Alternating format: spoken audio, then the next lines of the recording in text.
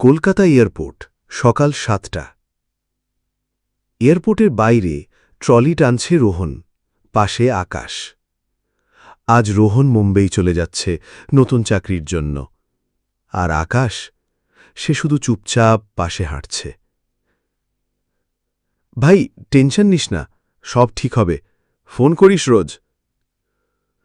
তুই চলে যাচ্ছিস, তবুও যেন সব থেমে থাকল। তারা আলিঙ্গন করে। রোহন ঢুকে পড়ে টার্মিনালে।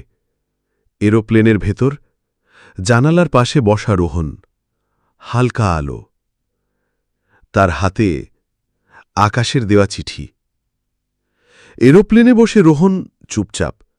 হঠাৎ পকেট থেকে একটা চিঠি বের করে, আকাশের লেখা।